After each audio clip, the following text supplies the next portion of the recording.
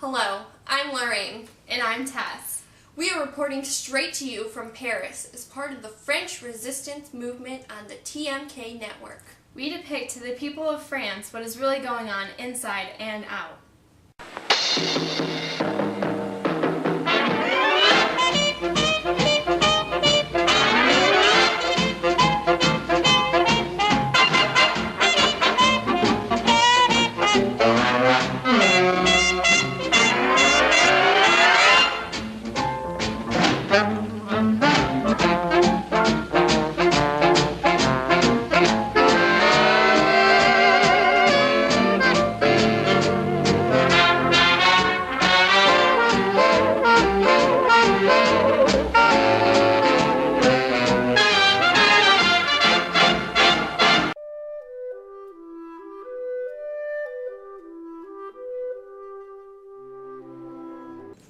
Hey, what's that you got? Yogurt! What?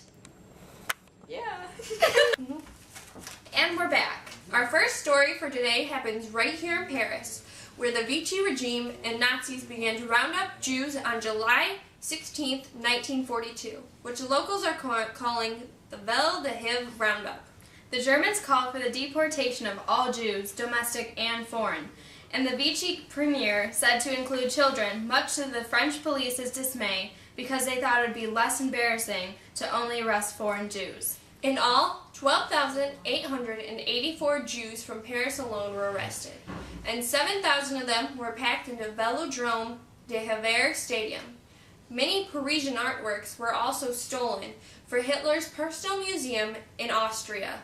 After the commercial break, we'll discuss national news. Stay tuned.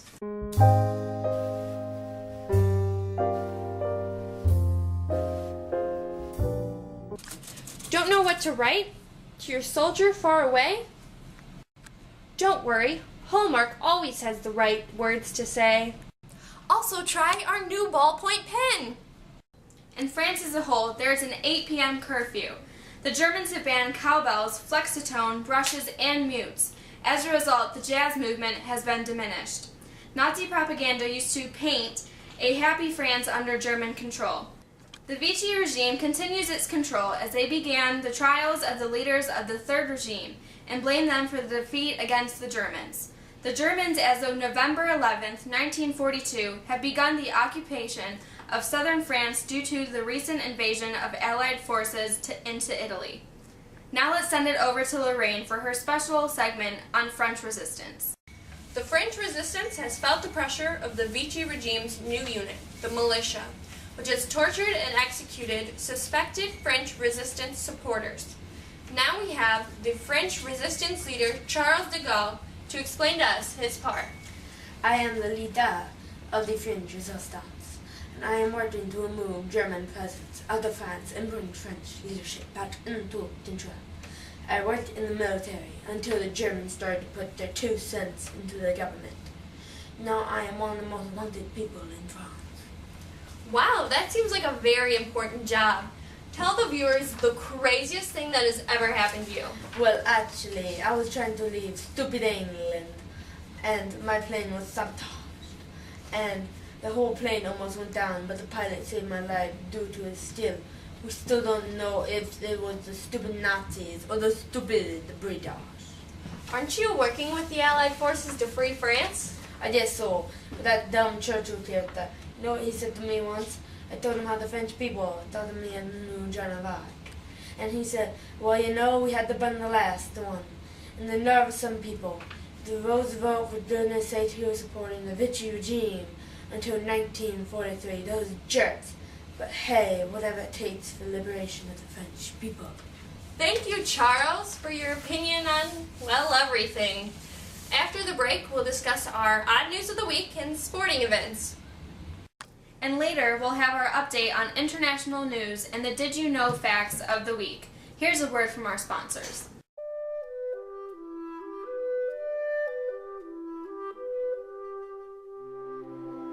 Do you like books? Yes! How about mysteries? I love them. Then read the latest on the Nancy Drew series. The odd news of the week comes straight from the Pacific. The Japanese captured and occupied two of Alaska's far-reached and desolate islands, Kishka and Attu, starting on June 6, 1942, until the U.S. kicked them out on July 28, 1943. The Japanese' only resistance to taking over the islands was a 10-man weather station. Only 2 men were killed, and the other 8 were captured and sent to Japan for the prisoner of war camps. Ouch, that doesn't sound like a good fate. The U.S. struggled to eject them, though. They built the Alaskan Highway in order to kick them out for good. Really? I thought they built that road because people actually wanted to visit Alaska, not to kick people out. This week in sports, we bring you not a lot of new news because most of the events were canceled due to the war. Most baseball games have been canceled due to the extreme enthusiasm of many ball players to join the war effort. The U.S. Open, PGA Championship, and British Open were not played in golf. In tennis, Yvonne Petrov won the men's French Open division, and Simon Lafargue won the women's bracket. Wimbledon and Australian Open were canceled. In American football, the Bears won the NFL championship game versus the Washington Redskins, 42-26. Also in America, a new propaganda movement has started to push women to work and support the war effort. This included victory gardens, working in factories, and to give up splurging on certain fashion items such as rubber shoes, silk stockings, nylon stockings, and certain other materials. Hey, maybe now we won't get disgusting looks next time we tell people we're female newscasters. Yes. I mean, they are forcing us to wear ridiculous cotton stockings. Ugh. Up next, we have international news and our Did You Know facts.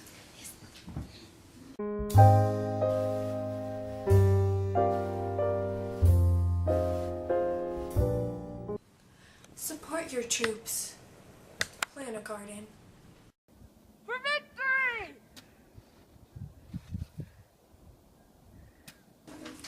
Hello again. Now we have our international news in the Pacific Ocean. The United States wins several battles against the Japanese. This success led the U.S. to devise a new system of island hopping from little island to little island to advance to the mainland. In October 1943, U.S. General MacArthur begins the invasion of the Philippines.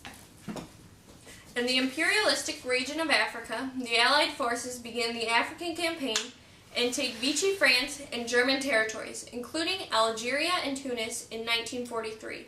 With these new territories also came a great destruction of most of their land. At home in the great continent of Europe, the Germans began a full-scale retreat on the Eastern Front after the loss at the Battle of Stalingrad. The U.S. and British air forces increased bombing raids. The Allies began the invasion of Sicily on July 10, 1943. On the mainland, Mussolini is arrested on July 25th by supporters of the old regime. On September 2, 1943, Allies begin invasion of mainland Italy, and 6 days later, Italy surrenders to Allied forces. In response, the Germans invade Rome and restore Mussolini as the puppet ruler. Now to end our segment, we have our Did You Know facts. Bambi was released in 1942. In 1942 and 1943, gas was only 15 cents and a Coke only cost you 5 cents. The Thomas Jefferson Memorial was completed in 1943. The Pentagon was completed in 1943. British civilians are asked to bathe in 5 inches of water or less. Executive Order 9066 is signed into law, which authorized the physical removal of all Japanese Americans into camps. That's all we have for you today. I'm Lorraine, And I'm Tess. and we'll see you next week if we don't get captured by the Nazis.